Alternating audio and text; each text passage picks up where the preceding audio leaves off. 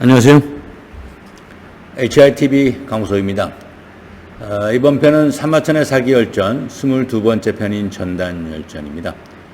전단열전의 주무대는 제나라 민항대입니다.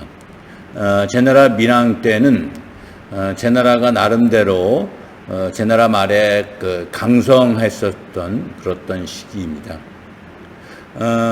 전전편에 언급되었던 그 아기 열전에서 아기가 활약하였었던 5개국 연합 상장군으로 그 연나라의 원수를 갚기 위해서 제나라를 침공한 일이 있는데, 이 침공하려고 했었던 이유가 제나라 민항의 포악스러운 행위 때문에 그랬는데, 그 당시에 어려움에 빠졌던 제나라를 구할 수 있도록 노력했었던 사람이 전단이었던 것입니다. 그러니까 두 편은 한 가지 사항에 대해서 두 나라가 각각의 시선에서 바라보고 있고 입장에서 언급되고 있다라고 보면 좋겠습니다. 그 당시 제나라 민항은 그 제나라에서 나름대로 강성함을 유지하고 있었을 때입니다. 그러다 보니 그 조나라도 침략을 해서 땅을 빼앗고, 그 다음에 연나라도 침략해서 땅을 빼앗고, 또 옛나라 같은 경우는 연나라 왕 태가 왕답지 못하다고 해서 연나라를 침략해서 왕을 죽여버리는 그와 같은 행위도 합니다. 연나라 입장에서는 아무리 못난 왕이라 하더라도 타국의 왕이 와서 그 왕을 죽인다고 했을 때 이건 대단히 큰 용서하지 못할 그 죄로서 부끄럽고 우리가 꼭 갚아야 되는 원수라고 생각하는 것은 모든 분이 동의할 수 있을 것입니다.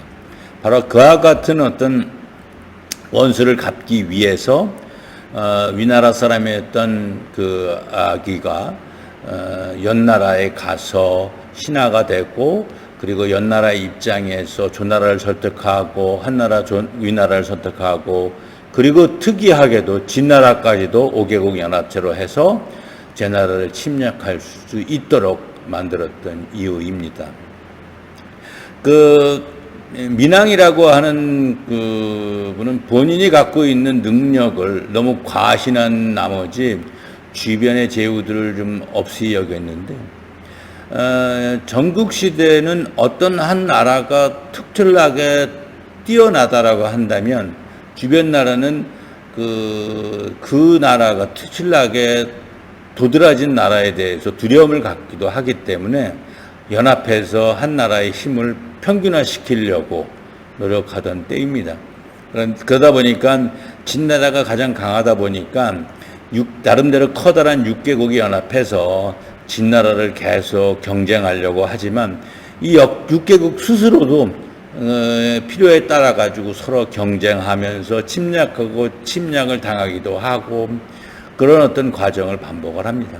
그런데 특이하게 이 제나라 민항이 자신의 어떤 힘을 과신하는 과정에서 주변의 제후들을 너무 가벼이 여기다 보니, 보통 합종이라 하면 연나라, 조나라, 위나라, 그 다음에 한나라, 그 다음에 제나라, 초나라 연합이라고 볼 수 있고, 거기에 상대했던 나라가 진나라이고, 진나라는 합정책을 쓰는 나라를 파괴하기 위해서 제나라와 가능하면 연행을 하려고 했고, 그리고 나서 나머지 나라들을 1대1로 물리치려고, 깨려고 노력했었던 것인데, 이번 전투에는 특이하게도 진나라조차도 5개국 연합국에 참여해서 제나라를 위태롭게 만듭니다. 그만큼 제나라 민항은 주변 왕들에게 신뢰를 잊고 미운털을 많이 받겼던 것 같습니다. 그런 상태에서 그 5개국 연합국 아기의 어떤 그 상장군으로서 참여한 전투에서 5년 이상의 전투에서 많은 성을 빼앗깁니다.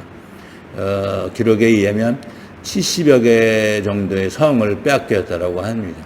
그랬을 때 남아있는 성이 한 2개 정도밖에 없었다고 하고, 빼앗긴 성에서는 또 수도인 임치카이도 포함되어 있었던 것이고요.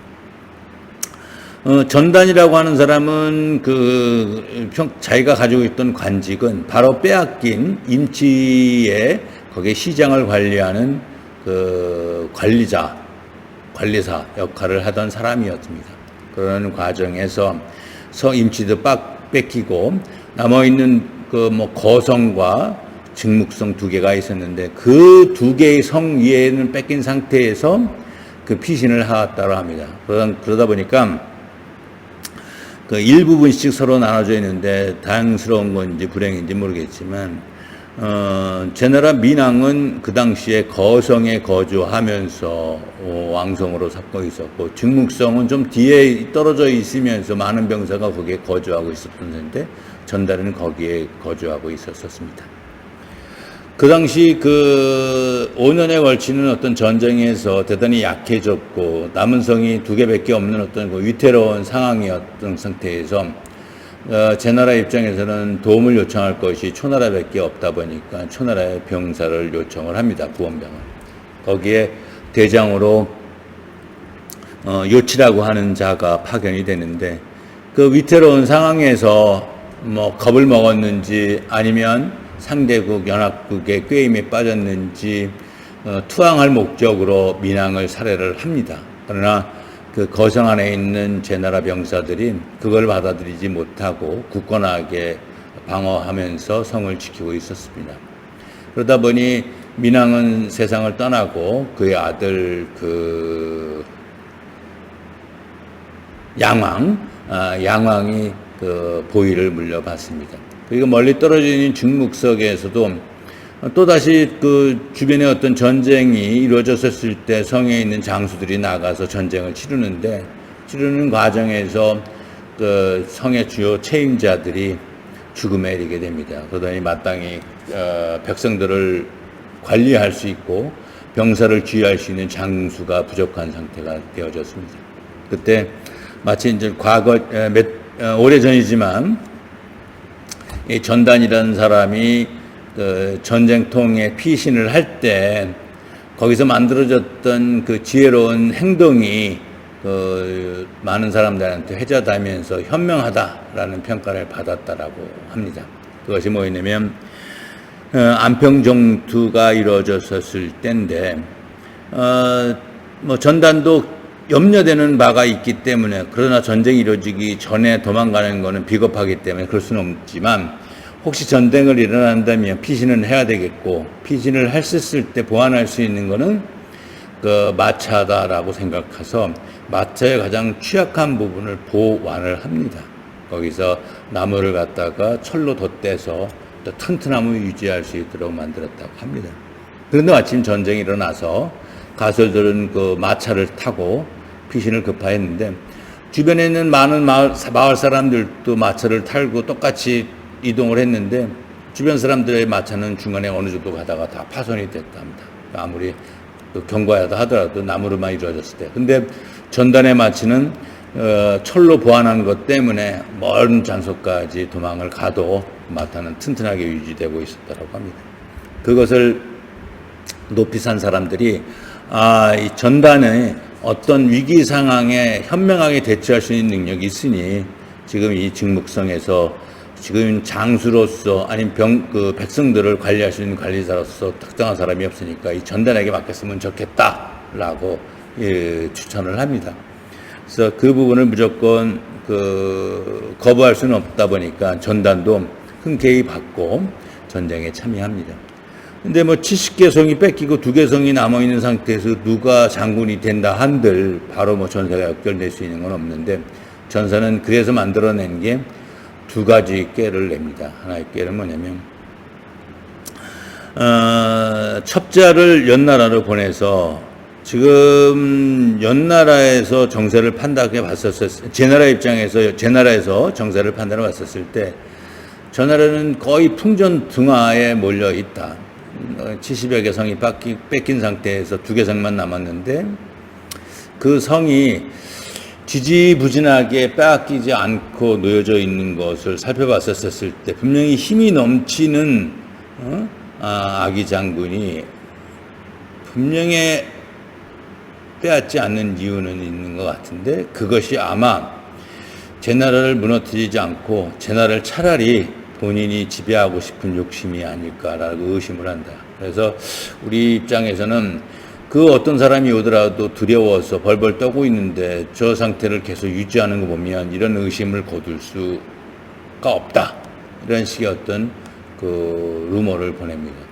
그랬더니 그 연나라 해왕 입장에서는 그렇지 않아도 아버지 다음으로 왕이 된 상태에서 주변에서 자꾸 악에 대해서 험담하고 있는데 저런 식의 말을 하니 저대로 나왔다고는 정말 죽서서 개해준다고 지금 제 나라를 침략하러 왔다가 제 나라한테 우리 그 아기한테 뺏기겠다라는 생각이 들었는지 아기를 상장군에서 해임하고 거의 기겁이란 자를 갖다가 상장군의 대신 다음번 장군으로 임명을 합니다.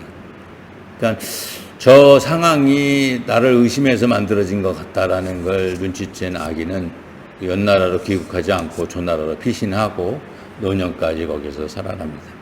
그런 입장에서 전단은 자기에게 위협적이었던 아기 장군을 딴 데로 보냈으니까 한편 한시름 논 상태에서 그 다음번 계략을 세웁니다. 근데 그 계략은 또 다른 그 루머인데, 우리 제나라 사람은 되게 두려워하는 게 두 가지가 있다. 첫째는 우리 제나라 백성 그 병사들이 옛날에 잘 그 포로로 간 상태에서 혹시라도 코가 잘린 다음에 자기 어떤 그 친구들이라고 할 수 있는 제나라 병사들과 맞닥뜨려서 전쟁에 참여하는 걸 되게 두려워하고 있다. 또 하나는 이 연나라가 제나라에 침략한 상태에서 그 성 안에만 있다 보니까 성 바깥에 있는 저 많은 어떤 무덤들이 파헤쳐질까 봐 지금 두려움에 전전긍긍하고 있다라는 이런 루머를 또 슬쩍 흘립니다. 그것을 기담아들은 그 연합국에서는 그래? 하면서 일단 귀순하든지 항복하는 자들만 보면 그냥 코를 죽이지 않고 코만 자른 상태에서 그 전쟁을 치를 때 맨 앞에 세우듯이 앞쪽에 계속 그 보여집니다. 그것을 본 제나라 어떤 그 병사들은 그 두려워하고 더 항복을 하든지 잡히면 안 되겠다. 죽음을 불사해야 되겠다라는 이런 생각을 하기도 하고 또 한편으로는 그 무덤을 파헤치는 게 염려된다라고 루머를 해놨더니 이 또 연나라 또 병사들은 압을 다퉈가지고 무덤을 다 파헤쳐 버립니다. 그랬더니 성 안에 있는 그 백성들은 그것을 보면서 저게 우리 조상들의 그 무덤을 파헤친다고 울분을 토하고 어떻게든 이 원통한 부분을 풀어야 되겠다고 아주 전투력이 급상승한 상태가 되어버립니다. 그런 상태에서 이 전투력이 올라왔음을 그 확인하고 이 전투력을 높이기 위해서 한 행위니까 하고 나서 이 전단이 다시 한번 계책을 세웁니다. 그래서 성 안에 있는 그 소들을 다 끌어모았더니 한 1000여 마리 정도 되었다고 합니다. 그래서 1000여 마리의 어떤 성에게 그 나름대로 그 비단 옷으로 뚝 옷을 입힌 상태, 꼬랑지에다가 기름칠한 상태에서 불을 질러버립니다. 그리고 성문을 열어가지고 이 그 소를 갖다가 연나라 연합군 있는 쪽으로 풀어버립니다. 그리고 그 성 안에 있는 어떤 나름대로 강건하게 생긴 어떤 등치 큰 병사들 한 5,000명을 뽑아가지고 기괴한 분장을 시켜가지고 그 소들을 쫓아갈 수 있게 합니다. 그 소가 한 방향으로 계속 전진하게 하는 방향도 있고 멀리서 봤었을 때는 뭐 불도 나고 연기도 난 상태에서 기괴한 복장을 하고 있는 병사가 오니까 기겁을 할 수밖에 없게 만들어냈다고 합니다. 근데 그것이 통해서 그런 식으로 그 증묵성을 나와가지고 연나라 그 병영으로 쫓아가니까 거기서는 혼란스럽고 갑자기 뭐 비단을 둘러친 상태에서 용문양을 하고 있는 동물들이 불을 막 뿜어내고 있고 이상한 복장에 있는 병사들은 또 소리 질러가면서 쫓아가니까 정신없이 그 연합군들은 패퇴하기 시작합니다. 그런 상태에서 일정 시간이 됐을 때는 한번 무너지니까 계속 성들이 무너지고 회복되고 난 상태에서 아까 같은 전투력이 급상승한 백성들 원망도 있고 분노도 있는 상태다 보니까 순식간에 그 빼앗겼던 성들을 다 회복을 합니다. 그리고 저쪽 거성에 있는 그 민왕의 아들인 양왕을 정중하게 모셔서 그 후임 왕으로 합니다. 이와 같은 모든 전과를 확인했던 양왕이 전단에게 높은 관직을 주면서 칭송을 합니다. 뭐 당연한 일이겠지. 많은 사람들이 죽음에 이르고 패퇴하고 그다음에 의기소침하고 있었을 때 그것을 극복했던 사람이기 때문에, 그러다 보니까 그 관직을 내렸던 상태에서 봉호까지도 주기도 하고, 그래서 그 유명한 어떤 안평군의 군호까지도 받게 됩니다. 근데 이와 같은 어떤 기록에 나와져 있는 부분은 여기까지인데, 우리가 전단이라고 하는 어떤 인물에 대한 성과를 얘기를 하면서 한편으로 생각할 수 있었던 것은, 어찌됐든지 간에 왕이 자신이 만들어냈던 성과를 너무 과신하고 주변에게 자연스러운 부러움을 주기보다는 원망과 비난과 두려움을 함께 줬었을 때는 상대가 그것을 극복하기 위한 전혀 예상치 못한 행위를 한다라는 것, 선택을 한다라는 것을 여기서 알 수 있을 것 같습니다.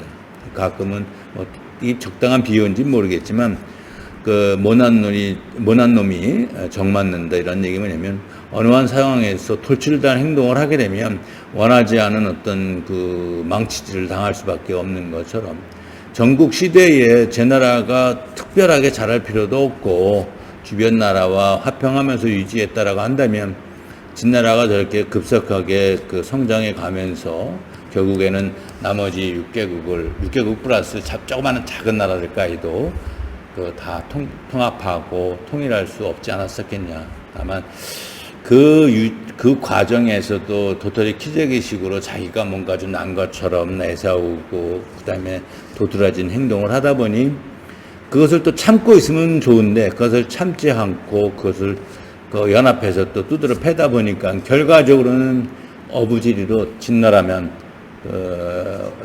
원하는 결과를 얻을 수 있도록 하는 복을 준 거 아닌가, 이런 생각을 합니다.